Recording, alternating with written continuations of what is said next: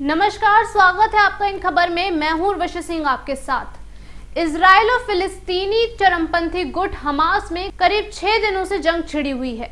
इस युद्ध में हमास आम लोगों पर भी हमलावर रहा।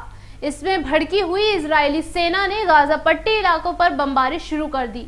यहां तक कि गाजा में बिजली, पानी और खाने की भी आपूर्ति बंद कर दी गई है। ये वो इलाका है जो साल 2007 से हमास के कब्जे में है। इस रिपोर्ट में हम आपको बताएंगे कि आखिर क्यों गाजा पट्टी को धरती का जहन्नुम कहा जाता है। दरअसल ये इलाका इजराइल, मिस्र और भूमध्य सागर के बीच बसा हुआ है। ये एक छोटा सा एरिया है जहां फिलिस्तीनी रहते हैं। यहाँ प्रति किलोमीटर पर लगभग 5,500 लोग बसे हुए हैं, जिससे आप अंदाजा लगा सकते हैं कि ये इलाका कितना घना बसा हुआ होगा। यही वजह है कि इजरायली हमले में यहाँ तबाही में भारी लोगों का नुकसान हुआ है।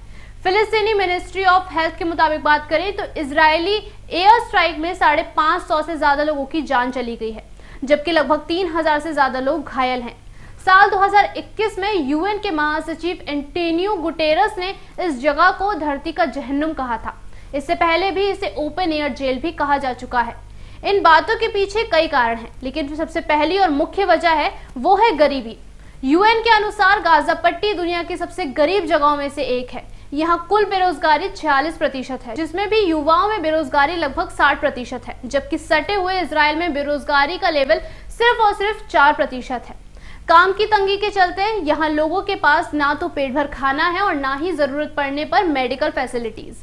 गाजा पट्टी में हर 5 में से 3 लोग खाने की कमी के चलते बीमार हो रहे हैं। अगस्त में ही United Nations relief and workers agency में ये बात कही गई थी कि कैंसर जैसी बीमारियों से लोगों को बचाने के लिए यहाँ पर अस्पताल की सुविधा नहीं है। पैसे ना होने की वजह से लोग यहाँ से बाहर भी नहीं जा सकते। ऐसे में कई लोग उन बीमारियों से भी अपनी जान गंवा रहे हैं जिनका इलाज मुमकिन है। गाजा की यह हालत खुद हमास का किया धरा है। साल 1967 में इजराइल ने इजिप्ट से लड़कर गाजा पर कब्जा किया था। तब से अगले करीब 30 सालों तक उसने इस पट्टी पर कई सेटलमेंट्स बनाए, सारी सुविधाएं भी थी, लेकिन फिलिस्तीनी लगातार इसका विरोध कर रहे थे। वो इस क्षेत्र पर इजरायली कब्जा नहीं चाहते थे। साल 2005 में आखिरकार इजरायली सेना ने गाजा से अपने 21 सेटलमेंट्स हटा लिए, लेकिन तभी हमास ने इस पर कब्जा कर लिया। वो फिलिस्तीनियों को कथित तौर पर इजराइल से आजादी दिलाने के लिए एक संगठन था, लेकिन उनकी सारी हरकतें चरमपंथी गुट की थी। उनके एक्टिव होने के बाद ही गाजा पट्टी की हालत और खराब होने लगी। बता दें कि इजराइल ही नहीं बल्कि इजिप्ट ने भी उस पर कई तरीके से नाकाबंदी कर रखी है।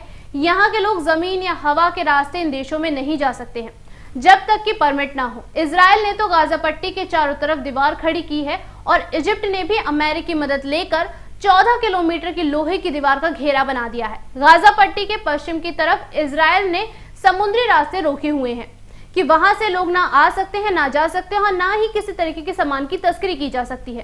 तो कुल मिलाकर 41 किलोमीटर तक की ये पट्टी अब जेल बन चुका है। ये खुली हुई तो है, लेकिन यहाँ से लोग ना अंदर जा सकते हैं ना बाहर।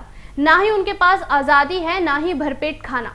और बची कुची कसर सेना और चरमपंथी गुट की लड़ाई के बाद पूरी हो जाती है। साल 2007 के बाद से ही यहाँ हमास और इजरायली सेना भिड़ती रहती है और साथ ही यहाँ बमबारी होना आम बात है। इसी के चलते अब इस युद्ध में भी पूरा इलाका ध्वस्त होने की कगार पर है। फिलहाल के लिए इतना ही। जल्द वापस आएंगे तमाम जानकारियों के साथ। तब तक के लिए नमस्कार।